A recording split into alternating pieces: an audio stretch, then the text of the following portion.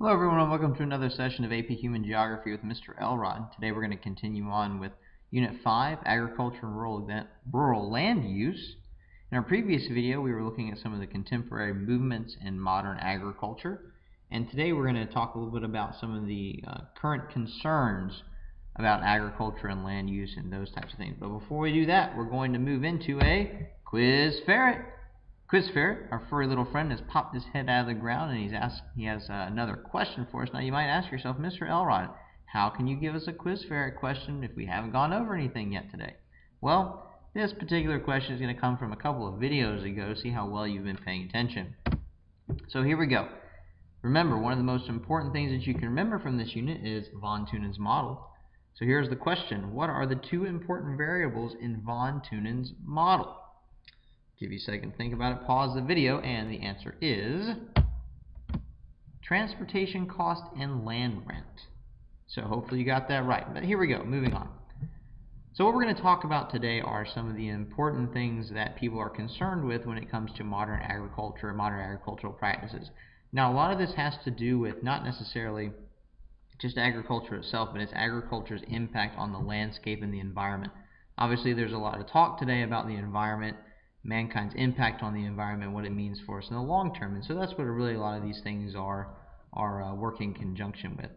And some of the things they're concerned about are, you see that first one there, the changed, I guess it maybe should be changed with a D, nature of farming practices. And what we're talking about there is really the way that we've moved away from kind of the traditional style of farming to agribusiness. We've moved from this idea of food production to looking at food as a form of commodity.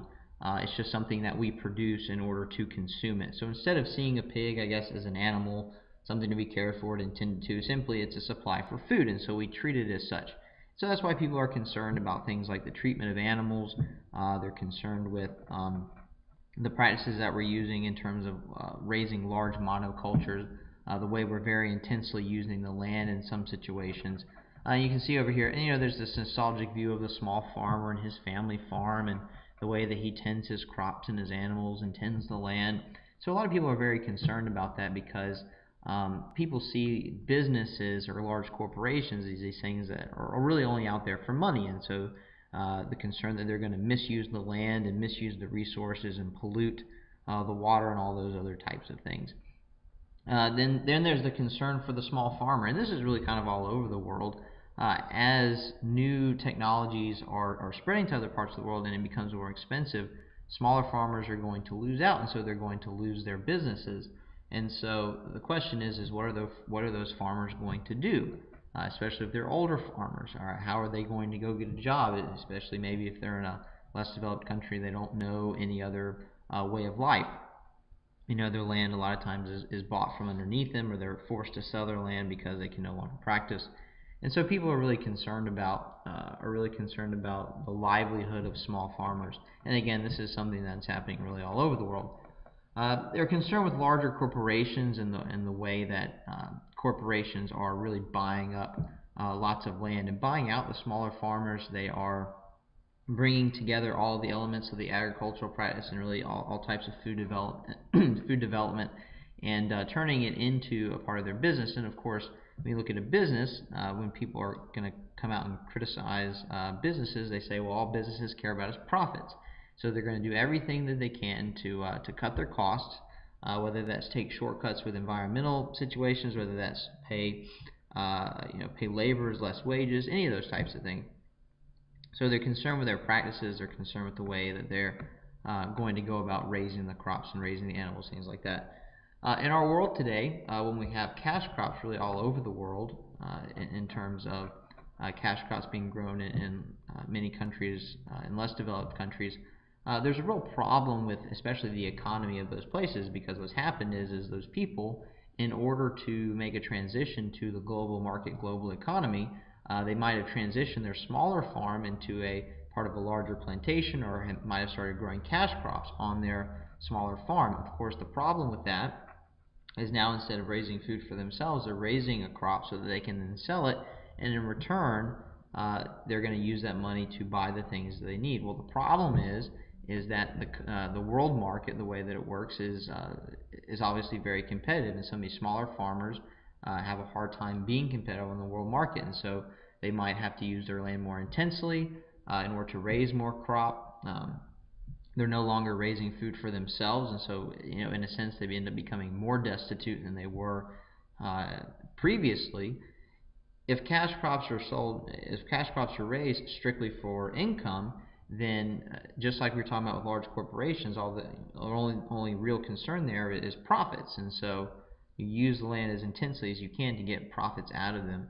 And if less developed countries are no longer raising food for themselves, or only raising cash crops, then the concern is they are then dependent on more developed countries for their food consumption, and so it brings them back into a cycle of dependency. And not only that, they're dependent on people in more developed countries to buy their product in the first place. So these are some of the issues that people are having with some of our modern agricultural practices, and just some of the trends in terms of the way that things are going. Some other things that are issues today is one of the issues today is hunger and food supply. When we look at hunger and food supply, a lot of times people talk about there not being enough food in the world. Well, studies have shown that there really is enough food in the world, so it's really not the amount of food that we're producing. The concern is food distribution, or the problem is food distribution and or access to food. It's not that there's not enough food, it's that people can't get access to the food that is available to them. And there's a variety of circumstances that cause that. We'll talk about that in just a minute. And so when we talk about hunger and food supply, there are two concerns. You have undernutrition, which is simply taking in less than the number of calories that people need in order to sustain a healthy lifestyle. And the famine is a prolonged period in which people are under a position of undernutrition. And so, of course, these are things that concern us, because we don't want human beings out there in the world starving because there's not enough food for them, or undergoing situations of famine if there's not enough food. Again, there is enough food. The problem is the ability to get that food. Now, the reason that it's hard for people to get food is there's a couple of situations there. There might be political situations in a country. And you see this in a lot of less developed countries, whether you have a corrupt government, like in the situation with North Korea, where they take food aid and then they either they don't distribute it correctly, or they sell that food aid in order to get money so that they can build up their military and nuclear program. Or you have a situation where there's a civil war in a country, and so as food aid might be coming into a country, or as people are trying to get food, as a civil war is taking place, the two sides that are fighting each other are obviously going to try and keep the other from getting the food, and so it's going to be harder for the civilians to get that food that's being distributed. Excuse me. That's going to get the food that's being distributed.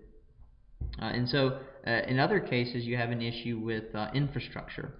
Okay, and I show this picture here of Haiti because I think this is a really good illustration of this situation. But if you remember, several years ago, Haiti had the really bad earthquake in their country. And here's a picture of the presidential palace and what happened to it as a result of the earthquake. Well, I don't know if you remember the situation or not, but the world responded and rallied around Haiti, and everybody was sending aid to Haiti. There was so much stuff going to Haiti, but people were not getting the food and the aid that they needed. And it wasn't because there wasn't enough. It was because Haiti's infrastructure, number one, was so poor. Number two, had been so greatly devastated by the earthquake that people were not able to get access to the aid that was coming to them. The roads were destroyed, and so the trucks and vans couldn't get back to the places where people were. The ports, there weren't enough ports, and then the ports were having problems, and so you couldn't get all the ships in to offload all the aid that they had. Excuse me. And so that creates a real problem, trying to distribute aid to these people. Similar situation in India, where they've for the last several years had issues with the food that's sitting in storage, and it's going bad, either because the rail lines aren't working properly, the upkeep on the rails is not what it needs to be, or you've had situations where the wheat or the rice has rotted in storage, or rats have gotten into it, and so they have there's issues with storage facilities,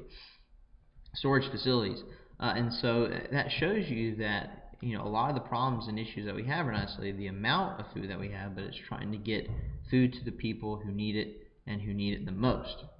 Well, that's all that we're going to do for this time, because next time when we come back, we're going to deal a little bit more with some of the environmental situations that we're looking at in the world and that people are concerned with. So I hope you found that helpful, and I hope to see you next time.